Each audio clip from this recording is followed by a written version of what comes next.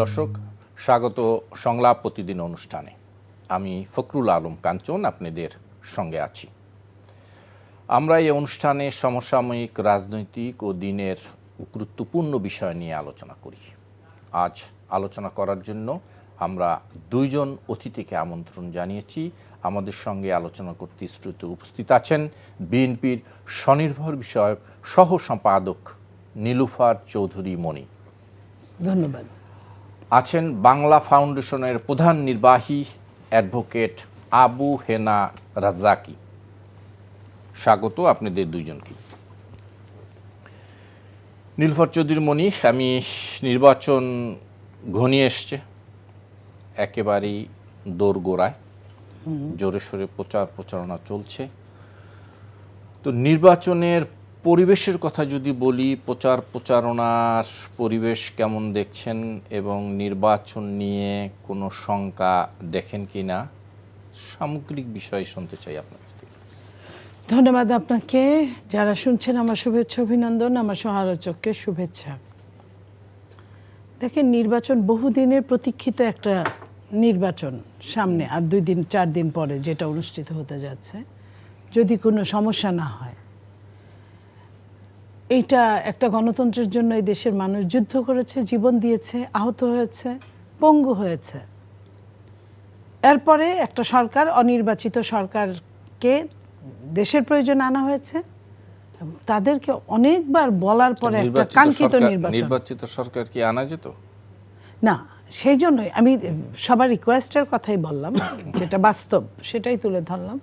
তাদেরকে আনা হয়েছে এবং তাদের কাছেও বহুদিন চাওয়ার পরে এই নির্বাচনের ডেট যদি ঠিকঠাক সময় মতো হয়। কিন্তু এই নির্বাচন যতদিন যাবৎ এগিয়ে আসছে, নির্বাচনের ডেট হওয়ার পরে থেকে, জুন মাস থেকে, ততদিন থেকেই এই নির্বাচন নিয়ে অনেক রকম কথা, মুখরোচক কথা বাজারে চালু আছে।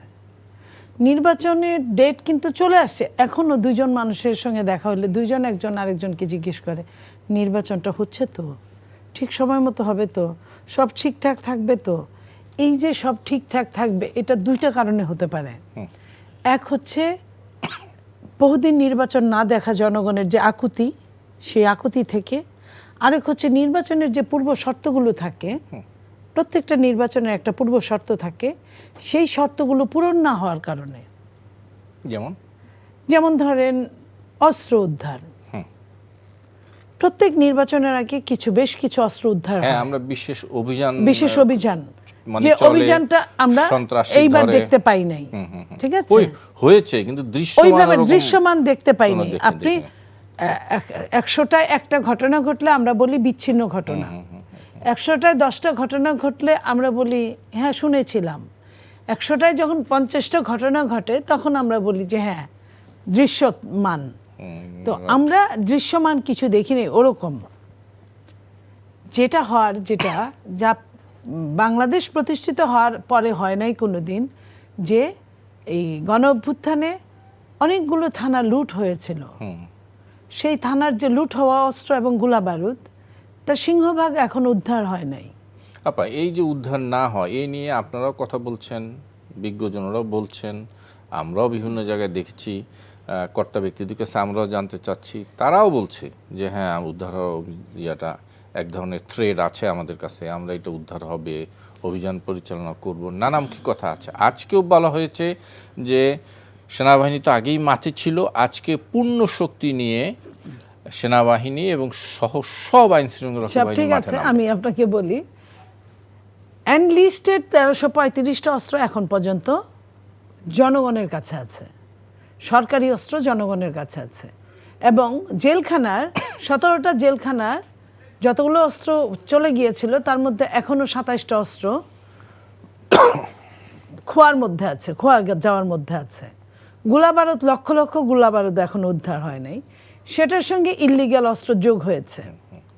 সেই ইল্লিগ্যাল অস্ত্রের সাথে বৈধ অস্ত্র যারা লাইসেন্স করেছে নিজের সিএফটির জন্য, এটা সবসময় সব নির্বাচনের 6 মাস আগে অস্ত্রগুলো থানায় জমা নেয় এবং ইলেকশন চলে যাওয়ার পরে আবার যার যার অস্ত্র ফেরত নেয়। এইবার ওইভাবে হয় নাই। উপরন্ত বলা হয়েছে যে সিকিউরিটির অভাবের জন্য সরকার থেকে বলা হয়েছে চাইলেই প্রার্থীরা অ্যাপ্লিকেশন করলেই অস্ত্রের লাইসেন্স পেতে পারে। এই যে প্রায় 2000 প্রার্থী যে কেউ অ্যাপ্লিকেশন করলেই কিন্তু দিয়ে দেওয়ার জন্য কথা আছে, শিথিলযোগ্য যদি কন্ডিশন পূরণ নাও হয়। তো এই যে এত অস্ত্রের ঝনঝনানি, আমি যদি ওই 1335টা অস্ত্রের কথা বলি, আপনি দেখেন 4 দিয়ে ভাগ করেন, 3 4 1200, 4টা করে প্রতি আসনে 4-5টা করে প্রায় অস্ত্র পড়ে একটা আসনে। একটা আসনে যতগুলো সেন্টার, 150 সেন্টার যাই হোক, একটা আসনে একটা অস্ত্রই কিন্তু অনেক ইনাফ সারাদিনে।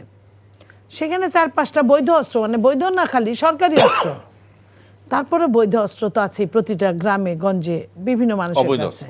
অবৈধ অস্ত্র আছে, বৈধ অস্ত্র আছে। আপনি যে অস্ত্রের লাইসেন্সটা করেছেন, আপনার অস্ত্র তো আপনার কাছেই আছে। তো আপনার অস্ত্র কি কারণে লাইসেন্স করছেন? আপনার সঙ্গে কেউ খারাপ আচরণ করলে, আপনি যদি মৃত্যুর হুমকির মুখে দাঁড়ান, তাহলে আপনি সেইখানে শুট করতে পারেন। আপা, কোনো কি মানে এ যাবৎ আমরা যে প্রচারণা দেখলাম, একটি বিচ্ছিন্ন ঘটনা ছাড়া কিন্তু সত্যিকার অর্থে বড় ধরনের কোনো সহিংসর ঘটনা ঘটেনি। একটা কি দুইটা ঘটনা আমরা বলতে পারি? ঘটে নাই বলে যে ঘটবে না এমন কোনো কথা না। এ পর্যন্ত আপনি কেমন দেখছেন আমি এই পর্যন্ত যেটাই হোক, অনেক রকম সমস্যা আছে, তারপরেও আমি বলবো আলহামদুলিল্লাহ এই পর্যন্ত।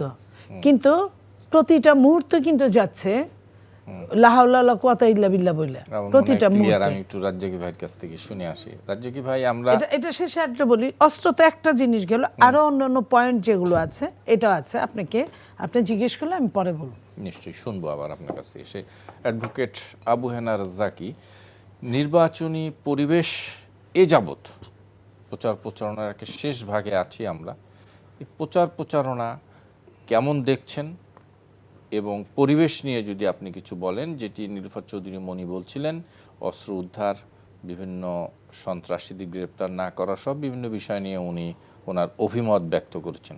শুনতে চাই আপনার কাছ থেকে। ধন্যবাদ আপনাকে এবং আমার সহ-আলোচক নীলুফার মনি আর এনটিভির দর্শক শ্রোতা।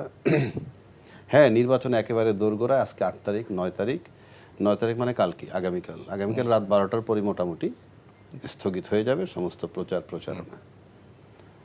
তো এক্ষেত্রে আপনি যদি দেখেন, এবার প্রথম কথা হলে মানুষ বিবেচনায় নিবে কি?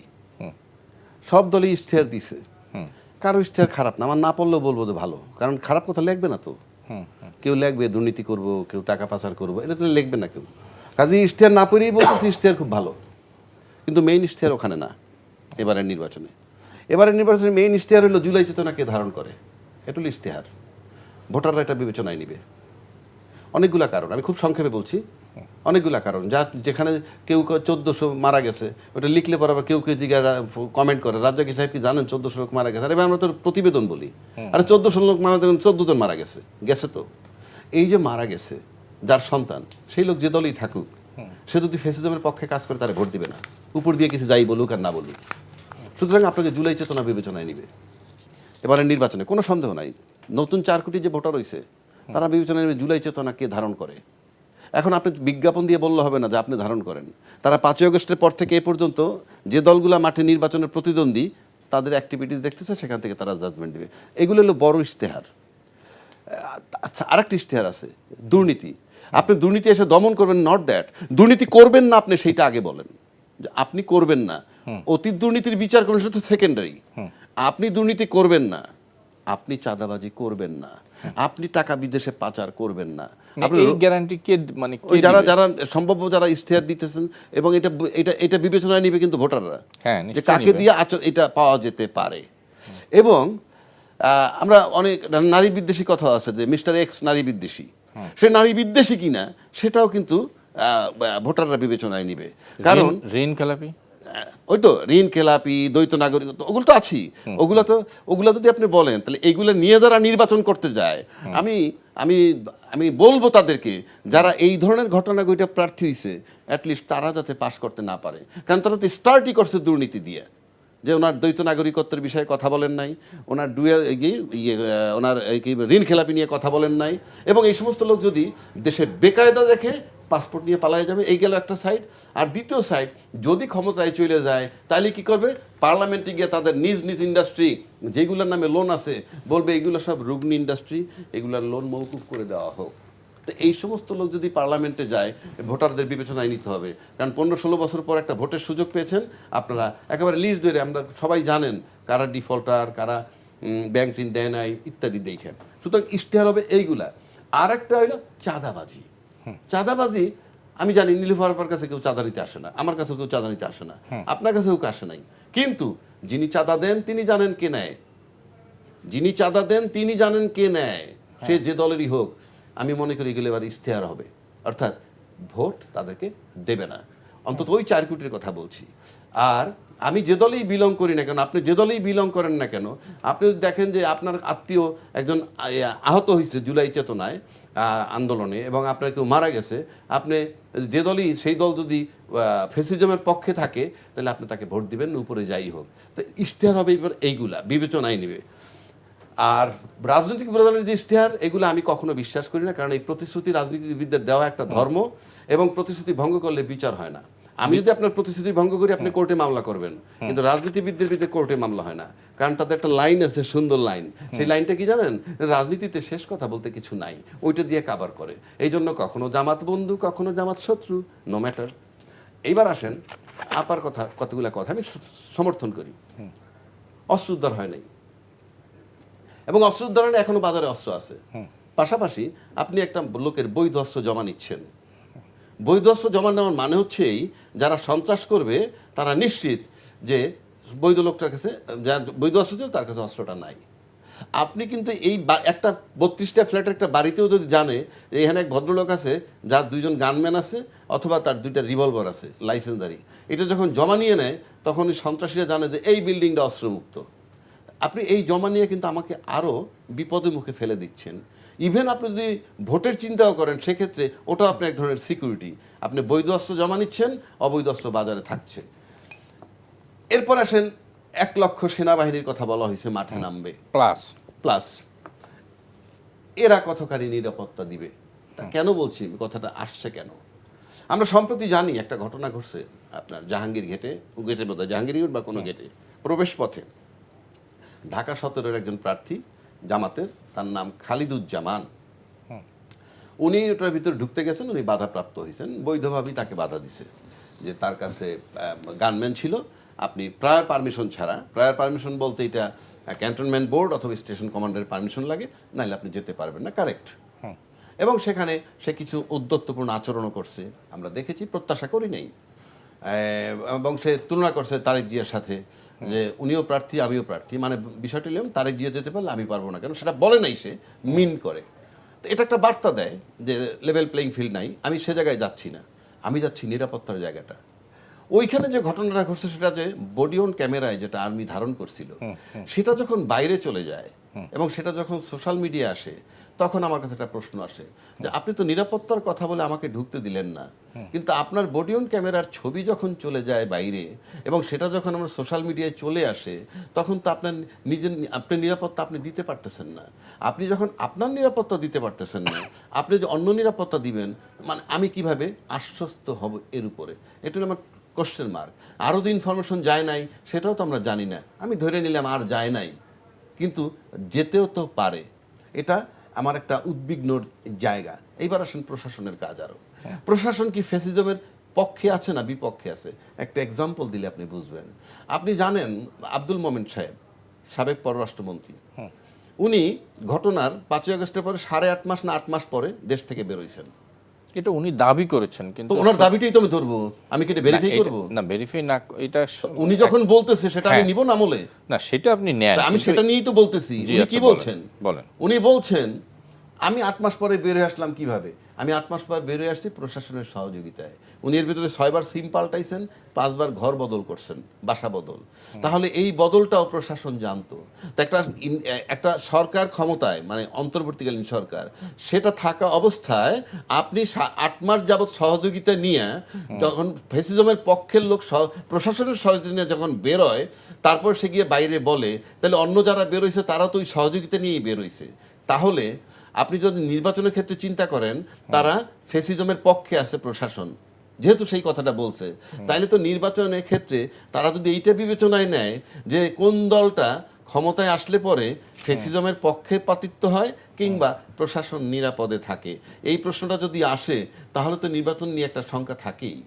আচ্ছা, আমার মনে হয় অনেক কথা এসছে, মনিয়াপা যদি এই কথার উপরে কিছু আমি ওনার এই কথার সঙ্গে একমত। কারণ আমরা যারা টকশো করি, আমরা শুধু একটা দলকে সাপোর্ট করি তা না, আমরা বিবেককেও সাপোর্ট করি। আপনি মনে করেন যে 8 মাস পরে যে মানুষটা চলে গেল, আমি বা রাজ্জাকি সাহেব বহুদিন আমরা বলেছি 626 জন লোক চলে গেছে, স্টেপ বাই স্টেপ। যখন এটা নিয়ে আলোচনা হলো, আমরা যখন বলা শুরু করলাম, তখন সেনাপ্রধান একদিন বলে দিল যে হ্যাঁ এতগুলো চলে গেছে, এই দায় কিন্তু তার না। সে বলছে যে রাষ্ট্রের জীবন বাঁচানোর জন্য এই দায় কিন্তু সরকারের উপর চেয়ে পড়ছে। এটাও সত্যি, যত কিছুই বলেন না কেন দায় কিন্তু সরকারের। তো 8 মাস পরে যখন গেলেন, 5টা সিম বদল করলেন, 6টা সিম বদল করলেন, 5টা বাড়ি বদল করলেন, তারপরে যেভাবেই যাক না কেন, এটা কিন্তু রাষ্ট্রের কাছে একটা বিরাট প্রশ্নবোধক চিহ্ন। প্রশাসনের সহযোগিতায় বেরোয়, প্রশাসনের সহযোগিতায়, তার স্ত্রীর সহযোগিতায়, এই যে স্ত্রী সম্পূর্ণরূপে যোগাযোগ রক্ষা করছে প্রশাসনের সাথে, তার মধ্যে কিন্তু আর লুকোছাপা নাই। তাহলে এই প্রশ্নটা কে করবে? প্রশাসনকে। এই প্রশাসন দিয়ে নির্বাচন হবে, এই প্রশাসন দিয়েই। তাহলে আমি ওই প্রশাসনকে কতটা বিশ্বাস করব? আমি আরেকটা কথা আজকে আসে, আমি নাম বলছি না, কোনো একজন মানুষ 1-11 সময় আমলা, আপার ক্লাসের আমলার ফ্যামিলি, বুঝেন যে 1-11 সময় যে বিএনপির সাথে যারা ছিল, বড় আমলা হোক, তারা প্রত্যেকেই কট হওয়ার পথে। উনি পালিয়ে চলে গেছেন দেশ ছেড়ে। এখন ওনার মায়ের নামে মামলা, মা বৃদ্ধ, ঠিক আছে সব। আমি এই পর্যন্ত শুনেছি, আমি জানি না এই কথাটা বললে কি হবে, ওনার মাকে বোর্ডিং পাস দিয়ে সব কিছু ইমিগ্রেশন ক্রস করে বিমানে ওঠানো হয়েছে। বিমানে ওঠানো মানে কি, আপনি চলে গেছেন, সেই বিমান থেকে আবার নামিয়ে এনে তাকে দেশে রাখা হয়েছে। আমৃত্যু সে দেশে ছিল। বলে না গ্রামে যে গায়ে বাছুরে পিরিত থাকলে বন্ধে যায় দুধ দেয়, বুঝছেন? আজকে এই এতদিন পরে এই কথাটা আসলো যে আমরা কোন বাংলাদেশে বাস করি, আমাদের জীবনের নিরাপত্তা, কিছু মানুষের জীবনের নিরাপত্তা আছে। আমি আজকে যদি আমি আমার নিজের কথা বলি, জনাব সালাউদ্দিন আহমেদ, উনি যদি আমলা না হতেন, উনি বাঁচতেন কিনা আমার সন্দেহ আছে। কথায় আছে যে উনি যখন আমলা ছিলেন, দেশনেত্রী বেগম খালেদা জিয়া পিএ ছিলেন, তখন ওনার অনেক কলিগকে উনি প্রমোশন দিয়েছেন, অন্য দল জানার পরেও। এটাই স্বাভাবিক, দেওয়াটা ভুল কিছু না। তারা সেই ঋণটা শোধ করেছে, তাকে জীবনটা বাঁচিয়ে দিয়েছে, কিন্তু তার জীবন থেকে 9 বছর শেষ করে দিয়েছে, কিন্তু জীবনে বেঁচে ছিল। আমি এই কথাটাও বললাম এই কারণে যে দেখেন, একটা কাকের মাংস খায় না, মানুষের মাংস খায়। রাজনীতিবিদদের মাংস খায়। একটা রাজনীতিবিদ আপনার আরেকটা রাজনীতিবিদকে সেভ করছে না, উল্টা ধরায় দিচ্ছে, উল্টা আরো বাজে কথা কতগুলো সঙ্গে সংযোজন করছে। কিন্তু আপনি দেখেন একজন আমলা আরেকজন আমলাকে, আমি কিন্তু এখানে আমলার কথা বললাম, ওই পররাষ্ট্রমন্ত্রী উনিও কিন্তু আমলা ছিলেন, যে সুবিধাটা পাইছে শুধু কিন্তু মন্ত্রী হওয়ার জন্য পায় নাই, নাকি আমলা ছিলেন, আমলারা তাকে সহযোগিতা করছে। এই যে সহযোগিতা, এই যে জিনিসগুলো, তাইলে আমরা কার বিরুদ্ধে কি যুদ্ধ করি? আমরা তো তাকে মেরে ফেলার জন্য চাইনি, আমরা তাদের যারা অন্যায় করেছে তার শাস্তি চাই। উনি যদি অন্যায় না করে থাকে তার শাস্তি আমি চাই না। তো এই জায়গাগুলায় আমাদের কোনখানে চেঞ্জ আসছে? কোথাও চেঞ্জ আসে নাই। এবং আপনার নির্বাচনে আপনার লেভেল প্লেইং ফিল্ড কি আছে এখনো না? কিন্তু দুই দলই কিন্তু এই একই কথা বলছে। দুটি দল বা জোট একজন অপরের বিরুদ্ধে দোষারোপ করছে। দোষারোপ করা রাজনীতিটা আছে। হ্যাঁ, এটা সারা জীবনই ছিল, সারা জীবন ছিল। আমার কথা হলো চেঞ্জটা কোথায়? উনি 3 জন এক হয়ে একটা সরকার উৎখাত করলাম। যখন আমরা 3 জনকে এটা বুঝি না, আমাদের মধ্যে যদি চরম গরমিল থাকে, ওই যাকে উৎখাত করছে সে কিন্তু এই বাড়িটা, এই দেশটা কিন্তু তারও, সে কিন্তু সুবিধাটা নিবে 100%। এটা রাজনীতিবিদরা খুব কম বোঝে। তো এইটা পাগলেও তো নিজের বুঝটা বুঝে ভাই, যে 3 বেলা আমারে খাইতে হবে, না খাইলে আমি মারা যাবো, নইলে আমি মারামারি করতে পারবো না, নইলে আমি আরেকজনের বাড়িতে আগুন দিতে পারবো না, নইলে আমি আরেকজনের ভয় দেখাতে পারবো না। তো যদি পাগল যদি বুঝে থাকে, তাইলে সাধারণ মানুষ কেন বুঝবে না? সাধারণ মানুষ বোঝে, কিন্তু রাজনীতিবিদদের একটা মানে চাহিদা আছে বা একটা আকাঙ্ক্ষা আছে যে আগে চেয়ারে বসে নেই, যেভাবে হোক। আপনি কি বুঝেন যে যেভাবে হোক- যেভাবে যে ডিজাইনটাকে ডিপেন্ড করে একটা নির্বাচন হতে যাচ্ছে, যদি হয় হতে যাচ্ছে, সেই ডিজাইনটা চালু থাকলে বাংলাদেশের উপর কত বড় খরচ যাবে বাংলাদেশের উপর। আপনার কিন্তু এমনি আপনার দাম 4 আনা, আমার দাম 12 আনা, ওনার দাম 1 টাকা। এই 1 টাকা 12 আনা বাদ দিয়ে যখন 4 আনা নিবে, আপনার বুঝতে হবে এইখানে শুভঙ্করের মস্ত বড় ফাঁকি আছে। সেই ফাঁকিটা কিন্তু আমার, আপনি বা উনার জন্য না, এই দেশটার জন্য। তো এই দেশটার 12টা বাজাইতেছি আমরা নিজেরা। আমার মনে হয় শুভঙ্করের ফাঁকি একটু বুঝতে চাই অ্যাডভোকেট আবু হেনা রাজ্জাকের দিকে। রাজ্জাকি ভাই, আমি যদি একটু সরাসরি আলোচনায় আসি, যেটা আমি শুরুতে বলছিলাম যে প্রচারণায় প্রচারণায় কোনো ব্যতিক্রম কোনো আপনি লক্ষ্য করছেন কি না? আমরা যারা সাংবাদিকতা করি, যারা আছি, তারা কিন্তু আমরা সাদা চোখে তেমন কোনো ব্যত্যয় দেখছি না। হয়তো লেভেল প্লেয়িং ফিল্ড নিয়ে কথা আছে, যে একজন হয়তো খুব বেশি হয়তো সুযোগ পাচ্ছে, এটা আরেক প্রার্থীর বক্তব্য। এর বাইরে কি কোনো বিশেষ কোনো কিছু লক্ষ্য করছেন যে প্রচারণায়? না, যেমন ধরেন আমরা এই 5 আগস্টের পরে কি চাইছি, কিছু সংস্কার আমরা চাইছি, কোনো সংস্কার হয় নাই, কোনো সংস্কার কিন্তু হয় নাই। সংস্কার প্রস্তাব আকারে জুলাই সনদের ভিতরে আছে, যেটা গণভোট আকারে পাশ হইলে তারপরে সংসদের 180 দিনের মধ্যে করবে, সংসদের দয়ায় অ্যাপ্রুভাল হবে। আচ্ছা, এটা হলো সবচেয়ে একটা ব্যথার জায়গা। কেন ব্যথার জায়গা? আপনি যে নির্বাচনটা করতে একই দিনে গণভোট আর এই সংসদ নির্বাচন হইল, এটা যে কত বড় ব্লান্ডার হয়েছে, এটা তো বিএনপির দাবির মুখে আমি করতে আমি হয়েছে। আমি সেটাই তো বলতেছি। এটা যে কত বড় ব্লান্ডার হয়েছে, এটা নির্বাচনটা হয়ে যাওয়ার পরে বুঝবেন। কারণ আপনি যে নির্বাচনে যাচ্ছেন, যেটা আমি আগেও বলছি এখনো বলি, আপনি তো কনসাস লোক, আপনি কিন্তু এবারের ইশতেহার এইটা শুনেন নাই যে প্রধান নির্বাচন কমিশন ইশতেহার ঘোষণার সময় বলছিল যে আমি বাংলাদেশ সংবিধানের 1 নম্বর অনুচ্ছেদ মোতাবেক ইশতেহার ঘোষণা করছি। উনি বলেননি, উনি ইশতেহার দিছেন। তাহলে উনি যে ইশতেহার দিলেন কোন সংবিধান বলে? নির্বাচন হওয়ার পর ক্ষমতা হস্তান্তর হবে, কোন সংবিধান বলে কে কারে ক্ষমতা হস্তান্তর করবে? আপনি দেখেন, আমি ছোট মুখে বলে গেলাম, এই জটিলতা আসবে। কিন্তু গণভোটটা জামাত বলছিল যদি আগে হয় তাহলে ওইটার আলোকে নির্বাচনটা হতে পারত। এখন প্রশ্ন হচ্ছে যে এই কেন সরকার একসাথে দুইটা দিল, ফাইনালি তারটা কেন চুজ করলো? এটার কারণ হচ্ছে যে আমরা শুরুর দিকে যদি আমরা তাকাই, তাহলে আপনি দেখবেন যে রাষ্ট্রপতি অপসারণ করতে চেয়েছিল ছাত্ররা, তখন কিন্তু বড় দল থেকে বলছে, বিএনপি বলছে যে রাষ্ট্রপতিকে অপসারণ করলে সাংবিধানিক সংকট হবে। যাক, তারা কি বুঝে বলছে তার বুঝ, আমার ছোট মাথায় ধরে না। কেন ধরে না? শেখ হাসিনাও তো সাংবিধানিক ছিল, তাকে সরাইলে সংকট হইল না, ওনারে সরাইলে হবে। অথচ উনি কিন্তু ওই স্বৈরাচারের অংশ বা ফেসিজমের পার্ট, তাকে আমি রেখে দিলাম, গেল একটা। তাহলে কার ইচ্ছে হলো? বিএনপির ইচ্ছায়। তারপরে যখন আওয়ামী লীগ নিষিদ্ধকরণের প্রশ্ন দাবি তুললো, ছাত্ররাই তুলেছে, তখন কিন্তু আবার বিএনপির পক্ষ থেকে বলা হয়েছে যে আমরা কোনো রাজনৈতিক দল নিষিদ্ধ করার পক্ষে না, সেটা জনগণের সিদ্ধান্ত। এই যে পক্ষে না, ছাত্ররা চায় নিষিদ্ধ করতে, ইউনূস সাহেব তখন একটা বেকায়দার জায়গায় পড়ে, এই কারণে যে ছাত্ররা তার নিয়োগকর্তা। তখন সে কি করছে? 2 কুল রাখছে। কিভাবে? নিষিদ্ধ করলো না, বাট বিচার না হওয়া পর্যন্ত কার্যক্রম স্থগিত করলো। তাতে কি হলো? বিএনপির কিন্তু লাভটা হয়ে গেল। লাভ মানে কিভাবে লাভ? নির্বাচনে নাই, আওয়ামী লীগ নির্বাচনে আসতেছে না, তাহলে মাঠটা খোলা। দল নিষিদ্ধ হইল না, দলের সমর্থনটাও রাখলো। কিন্তু বিএনপি নিষিদ্ধ চাইলো না কেন? চাইলো না কেন সেটা তো বললামই। সেটা তারা যে চাইলো না কেন, জনগণের ইচ্ছা গেল। তাহলে ইউনূস সাহেবকে একটা মধ্যবর্তী জায়গায় যাইতে হয়েছে। গণভোট নিয়ে ওনাকে ঠিক, তার মানে ম্যাক্সিমাম ক্ষেত্রে কিন্তু বড় দলের সিদ্ধান্তে কাজগুলো হয়েছে, সেগুলা ভুল হয়েছে কিনা সেটা এখন বিচারের জায়গা আমাদের আসছে।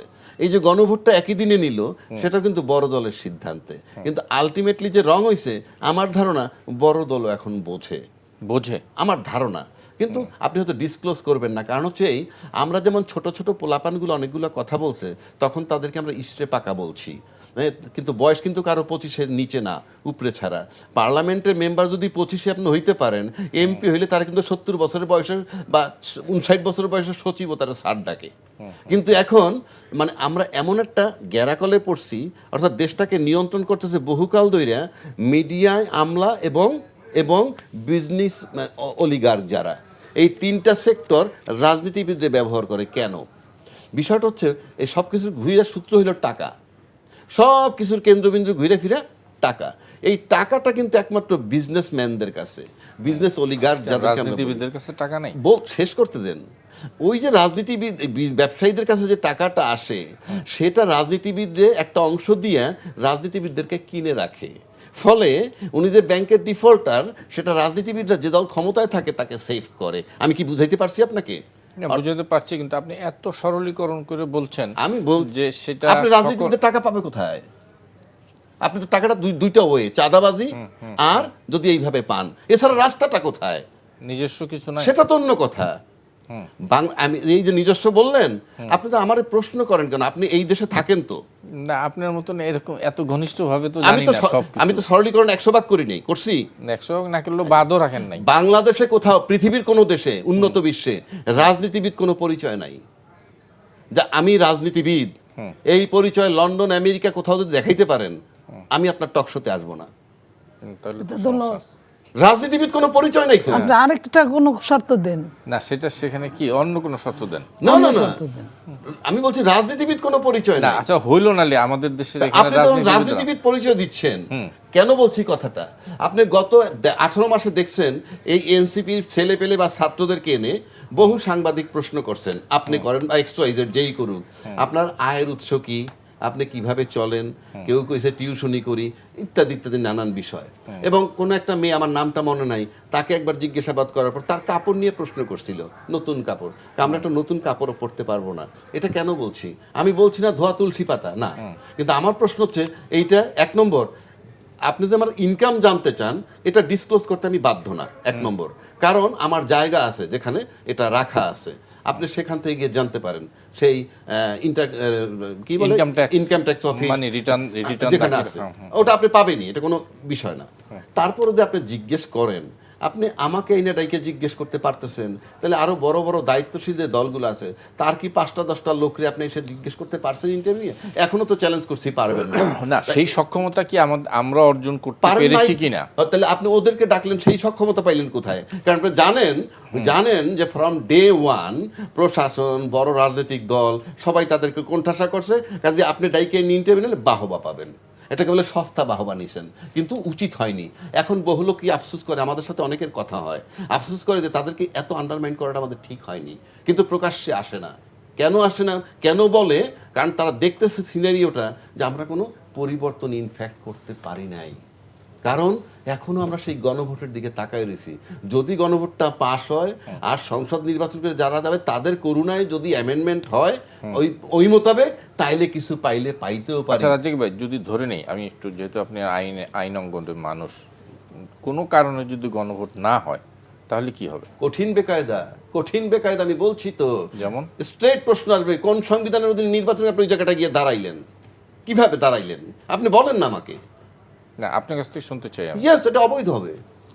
কি নির্বাচনটাই অবৈধ হবে? নির্বাচনটাই অবৈধ। আপনি কোন আইনে আসছেন? ইউনূস সাহেবের যে আমরা একটা জুলাই ঘোষণাপত্র বানাইছি, খেয়াল আছে? জুলাই ঘোষণাপত্র, সেখানে ওই একটা জায়গা ছিল, আমি বারবার বলছি, আপনার চ্যানেলে এসেও বলছি, ওখানে কিন্তু বলছে ওনাকে অন্তর্বর্তীকালীন সরকারের স্বীকৃতি দিছে, উনি 106 ধারা মোতাবেক বসছেন, এবং উনি ওখানে যদি লিখতো ওনার মেয়াদ 8ই আগস্ট 2024 থেকে 30 জুন 2026 পর্যন্ত দেওয়া হইল, এবং এই মেয়াদের মধ্যে উনি একটা নির্বাচন করে যাবেন, এবং নির্বাচন করে নির্বাচিত সরকারের হাতে ক্ষমতা হস্তান্তর করে যাবেন, এবং এই ঘোষণাপত্রটাকে ছিল অন্তর্বর্তীকালীন সময়ের জন্য একটা অস্থায়ী সংবিধান। সেই মোতাবেক তারে দিলে সংসদে যাওয়ার পর তারপর আপনি গণভোট নিয়ে কথাবার্তা বলেন, টানা হাসটা করেন। আমি আজকে বলে রাখলাম তো, ইলেকশনটা হয়ে যাক, আপনি দেখবেন এই জটিলতা হবে যে ক্ষমতা কিভাবে হস্তান্তর করা হবে। ও দিবে কে? ইতিমধ্যে আসিফ নজরুল সাহেব বলে প্রধান নির্বাচন কমিশনার দিবেন। না, উনি ডাইরেক্ট মানে বলে নাই, উনি অপশনগুলো বলেছে যে অপশন যদি মোতাবেক সে দিতে পারে। হ্যাঁ আপনি তো আপনার আপনি যে সংসদ সদস্য হইলেন, আপনি কোন আইন মোতাবেক আপনি তো একটা বৈধ লোক গিয়ে সামনে দাঁড়াবেন, হ্যাঁ সেইটা তো দাঁড়াইতে হবে। তো সেটা আপনি দাঁড়াইছেন কি, এই প্রশ্ন আসবে, দেখেন আপনি। না সেই প্রশ্ন তো আর আপনার- যদি না আসে না না অল্টারনেট তো আছে, ডেপুটি স্পিকার স্পিকার না ওটা থাক- চ্যাপ্টার বাদ, ওটা তো বলেই দিচ্ছে। হ্যাঁ। স্পিকার পদত্যাগপত্র করছে, তার ট্রেস নাই। ডেপুটি স্পিকার এতে জেলে আছে। জেলখানার ভিতরে আছে, সে দিতে পারবে না। ওটা নিয়ে প্রথম হলে ওই জায়গাটা আসবে, আমি সেই জায়গাটা বলছি। কিভাবে সলভ করবে সেটা তাদের ব্যাপার। না সলভ উনি একটা ওয়ে বলেছেন যে রাষ্ট্রপতি একটা জি আরে ওটা তো বইলে দিচ্ছেন, আপনি আসেন না ওই পর্যন্ত।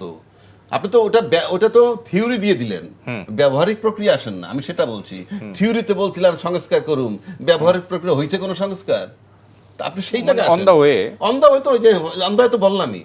নির্বাচন কমিশনের ভূমিকা নিয়ে আমি আপনার কাছে একটু পরে আসি, একটু শুনে আসি আমাদের নীলভর চৌধুরী মনি আপা, এ যাবৎ পর্যন্ত নির্বাচন কমিশনের অবস্থান আপনি কেমন দেখছেন? আমি যদি বলি যে আমরা কিন্তু খুব দৃশ্যমান, খুব শক্ত অবস্থানে দেখছি না। ছোটোখাটো বিষয়ে বিভিন্ন ছোটোখাটো না বলবো যে বেশ কিছু বিষয় নিয়ে যখন দু দলকে আমরা দেখছি যে অভিযোগ পাল্টা অভিযোগ মানে দিচ্ছে, তারও কোনো সমস্যার সমাধান হচ্ছে না। দেখেন, নির্বাচন কমিশনকে আমি এক কথায় অথর্ব বলতে চাচ্ছিলাম না। আমি বলতে চাচ্ছিলাম যে এই সময়টায়, এই আপৎকালীন সময়ে নির্বাচন কমিশন ভালো ভূমিকা রাখবে, আমি আশাবাদী ছিলাম। বাট আমি নিরাশায়, আমার আশাটা নিরাশায় পরিণত হয়েছে। এই কারণে যে বড় দুইটা দল থেকেই কমপ্লেন করা হচ্ছে। উনি কারোটা, দুইজনেরটাই শুনছে না, দুইজনেরটাই শুনে কাজ করার চেষ্টা করতো। আমি বিচার দিয়ে গেলাম, রাজ্জাকি ভাই বিচার দিয়ে গেল, দুইজনেরটাই শুনে দুইজনের মতো শাস্তি পাওয়ার যোগ্য হলে শাস্তি দিত, দুঃখ ছিল না। শোনেন উনি কি শুনছে, ওনার প্রথম যে সমস্যাটা, প্রথম এই মুহূর্তের ওনার মেরুদণ্ডের শিরদাঁড়াটা কতটুকু কার্যকর আমার সন্দেহ আছে। কারণ এখন পর্যন্ত যখন ইলেকশন চলে আসছে দুর্গোড়ায়, তখনও সরকার খবরদারি করছে। সরকারের কিন্তু এইখানে এই মুহূর্তে কোনো রুলস থাকার কথা না। সরকার এখনো কাউরে চাকরি দিচ্ছে দেশের বাইরে, আপনার লিখে রেখে এক ফোঁটা দিলেম শিশির মনে করে একটা জীবনের বিনিময়ে আপনি আনস্কিল একজনকে নিয়ে আরেকখানে আপনি চাকরিতে জয়েন করায় দিলেন। সরকার কাউকে বিমানের ডাইরেক্টর বানাচ্ছে এক জায়গা থেকে আরেক জায়গায় নিয়ে, এগুলা সরকারের এই মুহূর্তে করার কথা না। এগুলা সরকারের নিজস্ব লোকদের বিভিন্ন জায়গায় এস্টাবলিশ করার জন্য চেষ্টা করছে। এটা হলো তার মেরুদণ্ডটা বললাম। উনি কোনো শব্দ করলেন না যে খামোশ বলা উচিত ছিল, ওনার করলেন না। ওনাকে একটা দল, 11 জোটের একটা দল ওনাকে কমপ্লেন করলো, উনি সেই কমপ্লেনের চুলচেরা বিচার করেন নাই। আবার বিএনপি তার নামে কমপ্লেন করলো, প্রত্যেকটা কমপ্লেনের যৌক্তিকতা ছিল। লাইক আপনার, আমি কি বলি, ধানের শীষের যে মার্কাটা পোস্টাল ব্যালটে দিল একদম চিপার মধ্যে, এবং ওইটাকে সিল মারার পরে দুইটা ভাঁজ করলে মানে বর্ণ অনুযায়ী চরম ভুল। কেন? আপেল আনারস, আনারসটা আগে আসবে, আপেলটা পরে আসবে। ওইখানে আপেলটা আগে আসছে, আনারস পরে আসছে। আরো বলি, দালান দাড়িপাল্লা, দালানটা আগে আসবে, দাড়িপাল্লা পরে আসবে। দালান পরে আসছে, দাড়িপাল্লা আগে আসছে। বৈষ্ণবী রয়ের আগে ল থাকে, পরে থাকে না। এই ধরনের অনেক, প্রথমেই অ্যালফাবেটীয় ভুল করছে। এটা তার প্ল্যান মাফিক কিনা, অবশ্যই আমি প্ল্যান মাফিক বলবো, কারণ আমি নির্বাচনটা তো এত হালকা জিনিস না। ধানের শীষটা এমন একটা চিপার মধ্যে দিচ্ছে যেখানে আপনার সিল মেরে ভাঁজ করলে আরেক ঘরে দাগ পড়ে যাবে, তার মানে ভোট নষ্ট। এই আমাদের আমি বলি, শেষ করি, আমি শেষ করি। ধানের শীষ একটা, আপনার ক্ষমতায় আসুক বা না আসুক, ধানের শীষ বাংলাদেশে একটা ব্র্যান্ড, একটা ব্র্যান্ড না শুধু, বিপুল ভোট পাওয়ার মতো একটা মার্কা। আপনি তাকে গুরুত্ব না দিয়ে চিপার মধ্যে ফেলাইলেন, যেখানে আমি সমস্যা সংকুল অবস্থায় আছি, আমার হাজার হাজার লাখ লাখ ভোট আমার নষ্ট হয়ে যেতে পারে। কেন আপনি এই আশঙ্কা আপনি কেন করছেন? আরে আপনি সিল মেরে যখন ভাঁজ করবেন, সিল মেরে তো ভাঁজ করতে হবে না, সিল মেরে ভাঁজ করার তো একটা নিয়ম আছে। নিয়ম কি আপনি দাঁড়ায় ফু দিয়ে বাতাস করে আগে শুকাবেন নাকি? না না না, ভাঁজ করার করেন না, আপনি ফু দিয়ে বাতাস দিয়ে না শুকাবেন না না, প্রত্যেকটা ব্যালট পেপারে ভাঁজ করার নিয়ম আছে যে এইভাবে ভাঁজ করতে হবে। সেরকম ভাঁজ করলে তো আপনার ওই নিয়ম অনুযায়ী ভাঁজ করলে আপনার দাগ পড়বে, কথা না। ওই নিয়ম অনুযায়ী ভাঁজ করলে দাগ পড়বে। আমি এটা আমার কথা না, সব বিশেষজ্ঞদের কথা। বিএনপির দলের নজরুল ইসলাম খান, এটা চিফ আমাদের, তাদের কথা। আমি নিজে যেহেতু ভোট দেইনি, ওনারা ওটা টেস্ট করেই বলছে এই অবস্থা। আচ্ছা গেল, 2 নাম্বার হলো একটা দলের কিছু নারী নেত্রীরা বিভিন্ন বাড়ি বাড়ি গিয়ে ন্যাশনাল আইডি কার্ড চেয়েছে এবং বিকাশ নাম্বার চেয়েছে, নগদ নাম্বার চেয়েছে, আরেকটা জানি কি সেই নাম্বার, রকেট নাম্বার চেয়েছে, এই নাম্বারগুলো চেয়েছে। এইটার বিচার দেওয়ার পরেও কোনো রকম ডাকা হয় নাই, কোনো রকম শোকজ করা হয় নাই, কোনো রকম আলোচনা করা হয় নাই সরকারের পক্ষ থেকে। সরকার মানে নির্বাচন কমিশন। তো এই নির্বাচন কমিশন অবশ্যই আপনার সন্দেহের ঊর্ধ্বে না। আপনার যারা সন্দেহের ঊর্ধ্বে না তারা বলেছে বলার জন্য বলেছে, আর আমরা কারণ দর্শিয়ে আমরা প্রমাণ সহ বলেছি, পয়েন্ট অনুযায়ী বলেছি।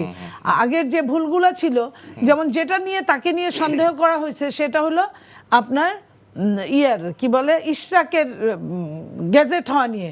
ইশরাকের গ্যাজেট করতে ওনারা বাধ্য এই কারণে, আদালত যখন রায় দেয়, রায়ের 3 দিনের মধ্যে গ্যাজেট তাদের করতে হয়।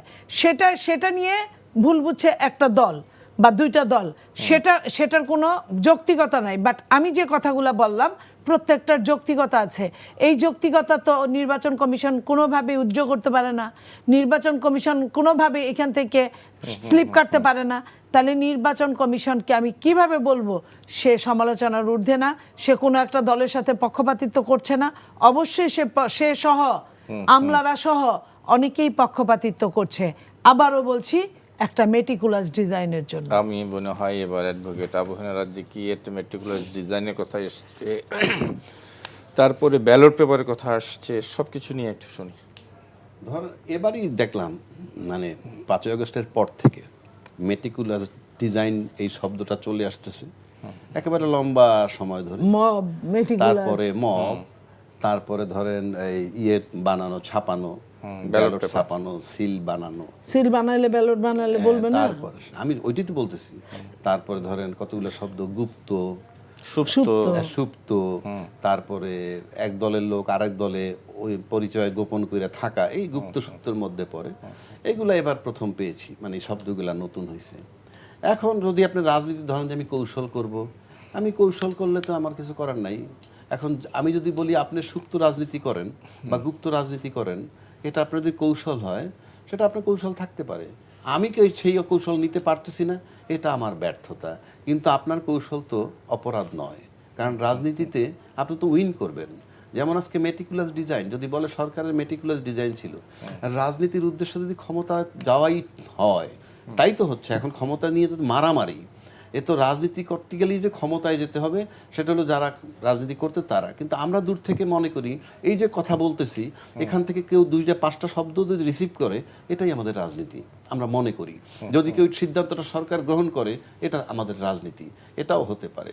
আর ক্ষমতায় যাওয়াই যদি রাজনীতি হয়, তাহলে আমার কাছে মনে হয় এই যাবৎকালে বাংলাদেশের ইতিহাসে 85 বছর বয়সে ইউনূস সাহেব ক্ষমতায় গিয়ে দেখাই দিছে যে সে সবচেয়ে ভালো রাজনীতিবিদ। কারণ 85 বছরের বয়স, হাঁটা চলার কথা না, সেই ক্ষমতায় গেছে। এখন আসেন, আমি আপার কথা দ্বিমত করছি না। অ্যালফাবেটিক্যালি বলতেছেন, সেখানে অনেক ব্যাপার আছে, স্বরের পরে আকারের সম্পর্ক ইত্যাদি ইত্যাদি। তার অভিযোগ আমি সব আমলে নিলাম যে কারেক্ট। কিন্তু প্রশ্ন হচ্ছে যে যেই ব্যালটটা ছাপা হয়েছে, এখানে মাত্র 2টা মার্কাই অন্যতম, 3টা যদি ধরি, একটা লাঙ্গল, একটা দাড়িপাল্লা, একটা ধানের শীষ, শাপলাকলি একটা, হ্যাঁ শাপলাকলি। আমি নিচের থেকে আসছি কেন, বড়টাকে সব শেষে বলতে হয়। তাহলে আপনি শাপলাকলি, লাঙ্গল, তারপরে দাড়িপাল্লা আসেন, তারপরে ধানের শীষ। এই মার্কাগুলো যেখানেই থাকুক কারো ভুল হওয়ার কথা না। এখন কালি মারার পর যদি লেপটায় যায়, সেখানে একটু সতর্কতার দায়িত্ব সবাই। এটা তো যে কোনো জায়গায় যদি আপনি সিল দেন, ওইখানে ওই ব্যালটে সিল নাই, ওই ব্যাপারে হলো টিক। যাই হোক, আমি সুতরাং ওইটা আমি বলছি আপনার অভিযোগ কারেক্ট। অভিযোগ কারেক্ট হলো কি আমি বলি তার অভিযোগ তো নাই। না বলনি আমি, সিল নাই, ওই লেফটানো না ব্যালটে যে টিক দিবে, রাইট, যেটা আমি বলি পোস্টাল, হ্যাঁ পোস্টালে সিল আছে, না টিক আমি বলি টিক, না পোস্টাল ব্যালটে সিল না, পোস্টাল ব্যালটে টিক। কাঞ্চন ভাই, আপনি ওটা মেনে নিলাম, টিকে কোনো প্রবলেম নাই। আমি বলি টিকে প্রবলেম নাই, আচ্ছা আমি বলি টিকে প্রবলেম নাই, তার অভিযোগটা ধরে নিলাম যে একটা চিপায় পড়ছে। কিন্তু এই মার্কা চারটাকে ভোলার কথা না কারো, ওটা খুঁজে বের করবি। অ্যাটলিস্ট ধানের শীষ, দাড়িপাল্লা, এইটা খুঁজে না পাওয়ার কোনো কারণ নাই। তবে যে স্বচ্ছতাটা উনি চাইছিল এটা হইলে আরো ভালো হইতো। কিন্তু আমি অন্য জায়গায় যাই নির্বাচন কমিশনের একটা বিষয় নিয়ে। সেটা হলো আপনি দেখেন নির্বাচন কমিশন, আপনি কি মনে আছে যে ছোট্ট করে একটা বলবেন। চিঠি দিয়ে বলছিল ডিসি এবং বিভাগীয় কমিশনাররে যে জাতীয় নির্বাচনের আগে অন্য কোনো নির্বাচন হতে পারবে না।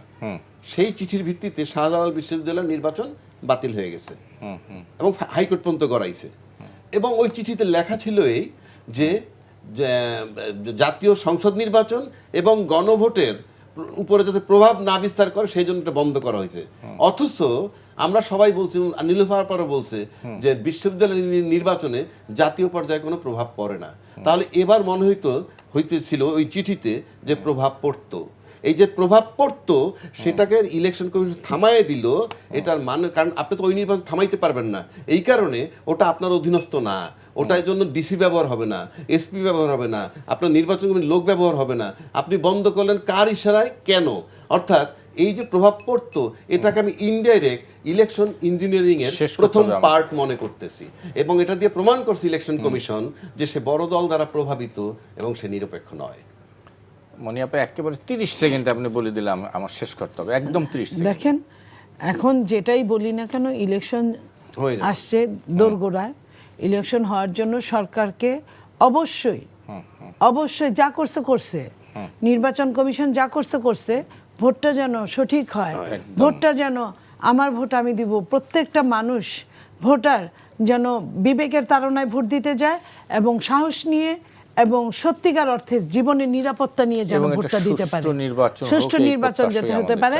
মানুষের প্রত্যেকটা, আপনার জীবনের যতটা দাম এই দেশের রাষ্ট্রপ্রধানের জীবনের ঠিক ততটাই দাম আমার কাছে, এবং এই দেশের একজন ভিক্ষুকের জীবনেরও ঠিক একই দাম।